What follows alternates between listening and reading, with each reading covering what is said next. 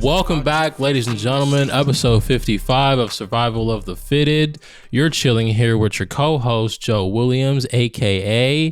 Himothy Mozgov. And there's no other co-host this week. You might be wondering why. It's because Ian decided he was in need of a dire vacation, and he left to the mountains of Denver, Colorado, possibly to do drugs. I don't know, but snowboarding was in the plan too. But he left me here alone, and it's all good because I'm not really alone. Because if you were paying attention to LeagueFits in the last 24 hours, you'd know I posted a Q&A on the story and said that I'd answer all the questions on the podcast today.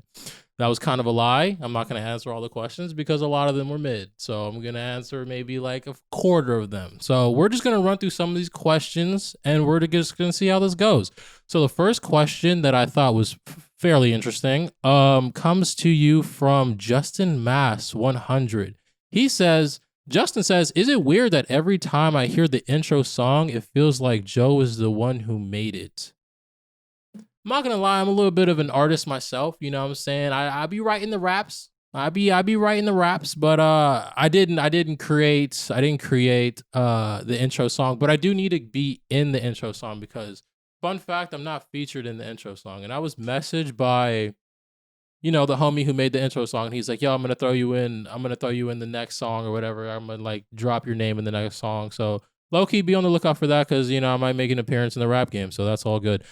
So yeah, let's transition into like some fashion here. This is, kind of going with the same vibe of like the, personal Joe question. Somebody said, who's the better dress out of Ian and Joe? This question needs a little bit of detail because I'd say this. I've been to Ian's apartment a handful of times, and I would say Ian has a bigger closet than me, but I don't think he's better dressed than me. I probably have less clothes than Ian, but I'm definitely the swaggiest person I ever met in my lifetime. So being that I'm on the podcast by myself, I'm going to say it was me.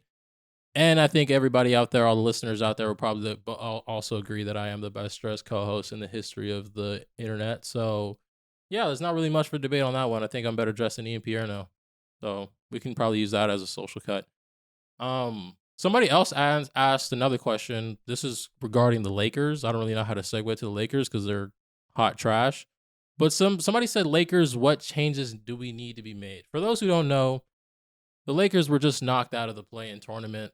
This is sad because I'm a LeBron James fan. But to answer your question of what changes do we need to be made, we need to get more dressers on the Lakers. There's a reason why they had a subpar season. If you look at their tunnel pictures, they weren't featured a lot on LeagueFits because they didn't have a lot of dressers on that team. You know what I'm saying? Russell Westbrook probably had his worst year dressing, and I don't think that it was a coincidence that he had his worst year on the court too. Lakers need more swaggy players. Been saying it all season. LeBron James, really not, swaggy in the tunnel. Russell Westbrook dropped the ball, that's for sure. But yeah, I think, changes, the on-court stuff doesn't matter, guys.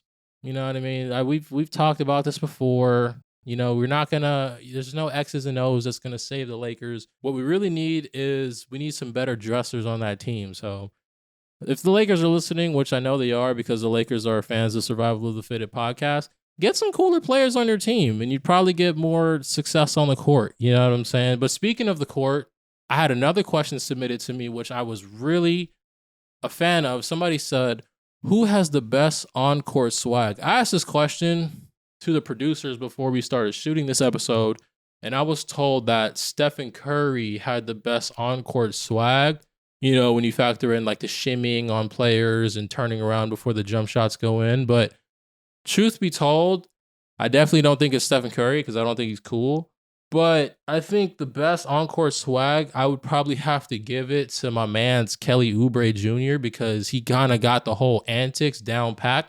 I think I seen like a Kelly Oubre mix or something like that on YouTube, and somebody was saying like, "Yo, Kelly Oubre literally like acts like a 2K My Player on the park," which is kind of sick. You know what I'm saying? Because he looks like he literally is like a created 2K player, and like he looks like you just like threw 20,000 VC at swags. You know what I'm saying? In the neighborhood or whatever. But the tattoos, That's a better question. What makes the component for Encore swag? Because you have to think about the things that like you can actually like control, like the hair, the tattoos, the sneakers and things like that, the accessories, which is huge. Shout out to the One Leg Sleeve Society, the society that I am proudly a part of. But you have to think about these type of things and factor who hits like the top of all these things. And I think low key Kelly Oubre Jr. is the best as far as Encore swag. Also the antics. Name another player who's gonna like blow you kisses after he hits a three on your favorite player or like dunks on you and then like head nods and does push-ups on the floor and all that stuff. So low-key Kelly Oubre Jr. is my pick. And I'm not just saying that because I'm scared he might take my girlfriend from me. So Kelly Oubre Jr., best Encore swag. You got Joe's stamp of approval. This is more of a constructive question. I wish I knew the usernames for these questions, but I just screenshotted them because you know what I'm saying. I'd be doing things last minute. But somebody said, what's the simplest fits for students who want to get attention? As a student myself, I can tell you the article of clothing that I think that like can really like elevate an outfit is the pants. Like if you have a rotation of like 10 really cool statement pieces as far as pants, and then you have like 5 pants that are just like regular, or maybe 3. I have like 3, like blue skinny jeans, black skinny jeans, regular type pants. But you have like a rotation of like 10 really crazy pants, like camouflage and like flare denim and pants with like graffiti on them, like stuff like that. Because if you look at like somebody like Shay, his outfits low key be like kind of like, the reason why they're kind of fire is because like you have to like his pants are sick, but then he'll really just have like a graphic t-shirt with like a flannel. Not the craziest stuff, but his pants will be like elevate the outfit. So low key, I think if you can invest into like a really good pants collection, then like you might be able to like turn heads on campus, or at least I do. I think that's probably the thing that I get complimented most is like, oh, I like your pants. Nobody ever's like, oh, I like your jacket. It's always like, I like your pants. So pants are important. You know what I'm saying? It keeps us from catching indecent exposure charges. So I would say invest in a really good rotation of pants, my guy. That's my advice for you. Moving right along, we have another question, which I was a really big fan of. Somebody asked, Joe, what's your favorite era of fashion? That's a good question, man. I wish I would have thought about that one. But I think I'd have to say my favorite era of fashion would be, I really like the 2000s because I think that's like the avenue that I play in right now. 2000s was like, you know, like, well, it depends because there's multiple mainstream looks in the 2000s. It was like, do you want to dress like G Unit and Lil Wayne and Young Money and stuff like that? Or do you want to dress like Tony Hawk Pro Skater, which is like more of my, you know what I'm saying? I'm more of a fan of that type of style. So I would, you know what I'm saying? I would say the 2000s as far as like the era of fashion, and specifically like 2000s skater boy type vibes. I would probably lean towards that. Um, but yeah, like you got the Janko jeans, you got the huge sneakers that you skated in, which I skated in, almost bust my head on a rock when I was 9 years old. And that just is a core memory of my childhood. And I would say the 2000s is what carried that. You know what I'm saying? You got the super big t-shirts, the triple XL t-shirts. You look like on, you know what I'm saying, little Lil Wayne vibes. But I would say the 2000s, low key.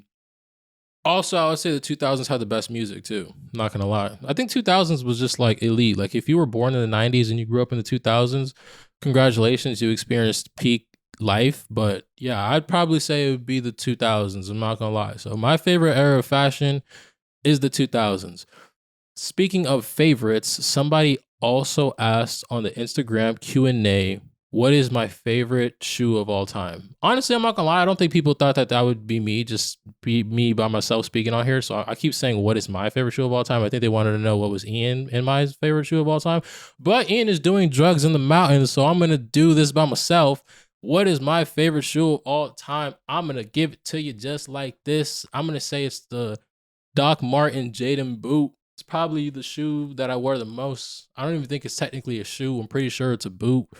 But either way, my favorite boot of all time. I'm really a big fan of shape. So like shoes that like have like a certain shape to them, like I wear those a lot. So there's a certain shape that I'm a fan of. It's like very 90 degree. I think Jerry Lorenzo kind of got it right when you looked at like the Air Fear of God. I seen some interviews where he was talking about shape and stuff like that on the shoes and how he wanted to like pinpoint and get the shape right or whatever. But yeah, I would say I'm a big shape guy more so than a silhouette or colorway or history or whatever behind the shoe. I'm more into like the shape of the shoe, and I feel like the Jaden boot is like perfect, and I think that's why. And you're taller when you wear them.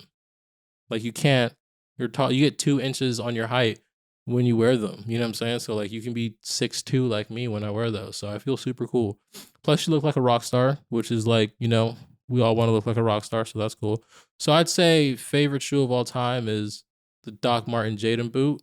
I don't think you were asking what my favorite boot of all time, so I'll give you 2 answers. For as far as the favorite shoe of all time, that's tough, man. I'd say like my favorite sneaker of all time is probably the Air Jordan 4 Bread. That's probably my favorite sneaker of all time. Like the Bread Air Jordan 4. I think that's like the only Air Jordan that I'd wear that doesn't have like a backwards Nike sign on it. So yeah, I'd probably say the Bread Air Jordan 4s if I had to say my favorite shoe of all time. Yeah. Um this next question was really cool. Somebody said, "Give us a definitive statement on shorts." Like as far as like the length. I think he was asking like the length of the shorts. I'm a member of the short society. I need short shorts for real. For those who were like survival of the fitted OGs, know when we had Tyrese Halliburton on the show about a year ago, he gave us like the short 101, you know what I'm saying? And I kind of like am a student in that class, so I just kind of took what he said and ran with it. I actually have a tattoo on my thigh that I kind of indirectly got as a way to like for me to know when my shorts are short enough for me to wear. So basically, like the way that I work is like if my thigh tattoo is not visible, then my shorts are too long. So that's like kind of like how my mind operates. Like if you can't see my thigh tattoo on the court, then like my shorts are too long and I gotta go change. So like the same way that like, or at least for me, because California public school is trash. But for me, like we used to do this thing where like we would put our hands to our side and like wherever our fingertips were like would be like as far as like they would land on our thigh. We weren't allowed to in school. You weren't allowed to wear shorts that were shorter than that. Like you had to wear shorts that went below your fingertips. But I just kind of took that and flipped it when I graduated. So I was just like low key. If I like put my hands on my side and like my fingertips are like on my thighs, if my shorts go anywhere near below that, then they're too long. So like that's my definitive statement on shorts. If my thigh tattoo isn't showing, then my shorts are too long. My bad, I just burped. And if my thigh tattoo is showing, then my shorts are perfectly length or if not shorter. So my definitive statement on shorts is put your hand to the side of your thigh, and if your fingertips are below, then they're too long. I think I got that backwards. Either way, we're moving right along. You know what I'm saying? This was another question I like. Somebody said this is a question specifically for Joe. Somebody asked, why is Jordan the GOAT? Michael Jordan. And I'm going to tell you exactly why Jordan is not the GOAT. Jordan is not the greatest of all time because, again, this is kind of like the Lakers thing. You know what I mean? Like, he's not the greatest of all time, not for what he didn't do on the court. Michael Jordan was a good player on the court, you know what I'm saying? Had a gambling habit and he punched his teammate in the locker room in the face. But you know what I'm saying? That was in the past. I'm not going to judge him for it.